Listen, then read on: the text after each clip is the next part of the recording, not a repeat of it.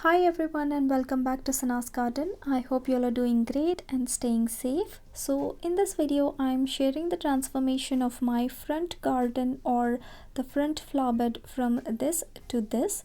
So this flower bed does not have a lot of space and there's not much anybody can do here, but I always wanted to do something interesting in this area to make this place more welcoming and more beautiful. So the builders had planted some lavenders and nandinas and euonymus in here and also a patch of grass in the front. It was a lot of hassle to maintain this grass in between all these concrete and the inspection chambers and everything, so we got rid of the grass only during the first few months. And we also had this front porch area. It was really irritating to me for the first couple of years because there was so much of a mismatch of things going on with the slabs, a patch of grass, inspection chambers, water access, pebbles and whatnot, and that gave me such anxiety, to be honest. I don't know why the builders even do these things in the first place if this is what they have to do. I mean, it is much better to work with a blank space rather than ripping out things and doing changes later. So anyways, in the following year I got rid of everything which was planted by the builders in the flower bed, and I planted some boxwood along the border or the edge of the flower bed and some chrysanthemums at the back, temporarily until I figure out a few things about this place. After planting the boxwoods, I quickly realized there is quite a few problems in this flower bed. The first thing was along the edge of the flower bed there was a lot of concrete where I had planted the boxwoods, due to which they were not growing properly, so they had to be moved further into the flower bed, almost along the inspection chamber which is visible.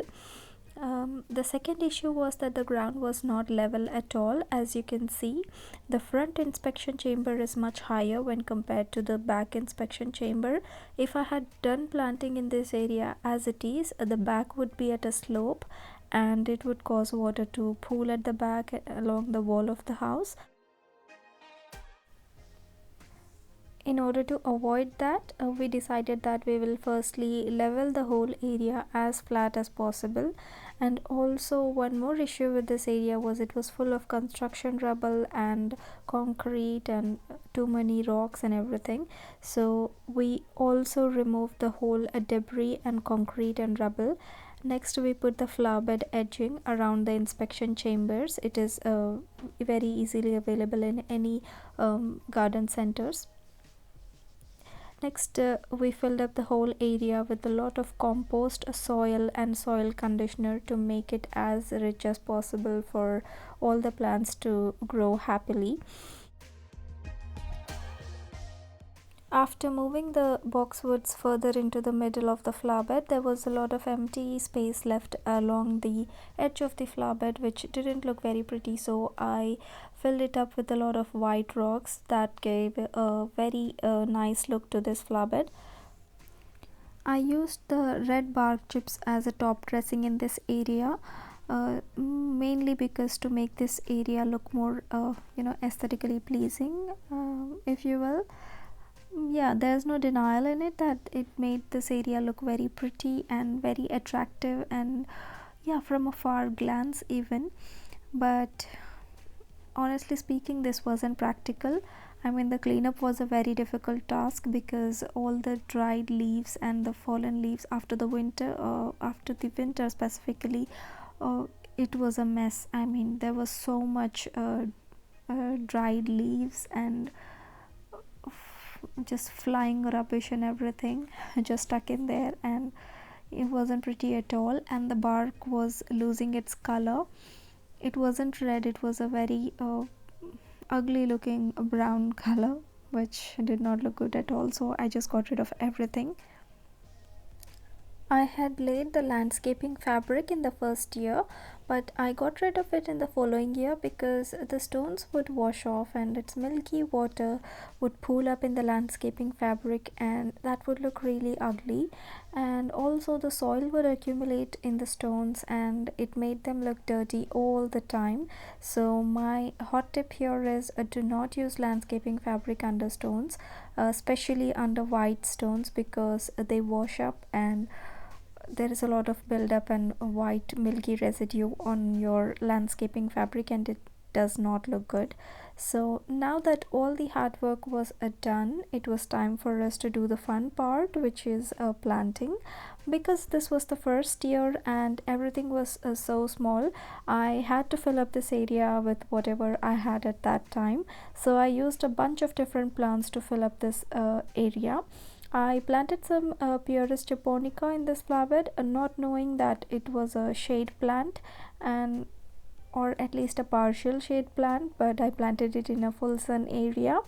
And I also planted some Asiatic lilies over at the back of the flowerbed for this season, just to add some color at that time.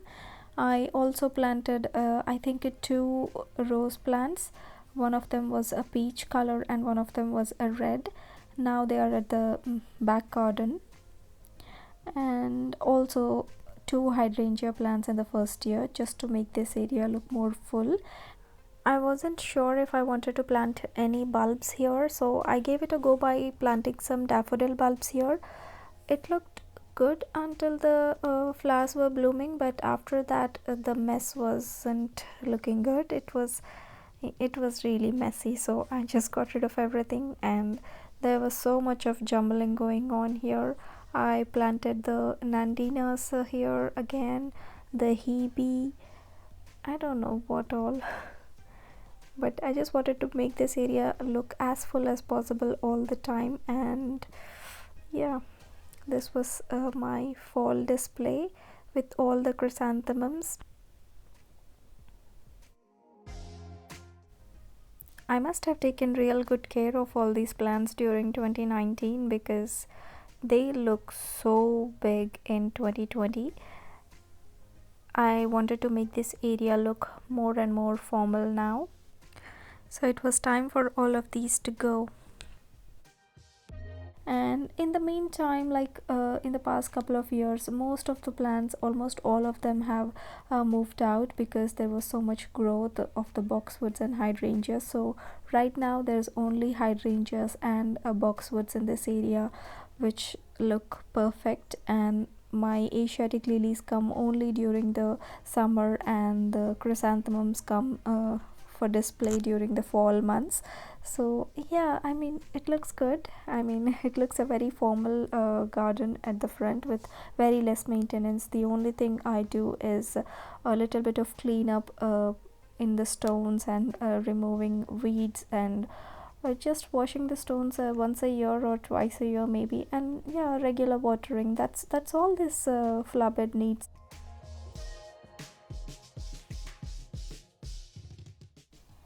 Flowerbed looks beautiful. It's time to tackle the porch now. So I had a real big problem with all of the mismatch of stones and pebbles and everything going on here. I wanted to lay black stones or slabs, but we couldn't find any.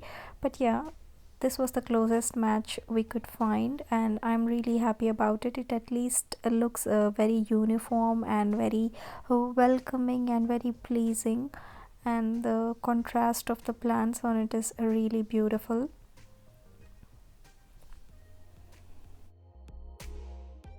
So that's it for this video. I hope you all really enjoyed the transformation of my small front flowerbed from a funny little area to this, and I hope this video inspired you to get some tips and some inspiration to get something done in your garden today. Keep gardening and stay safe. Bye.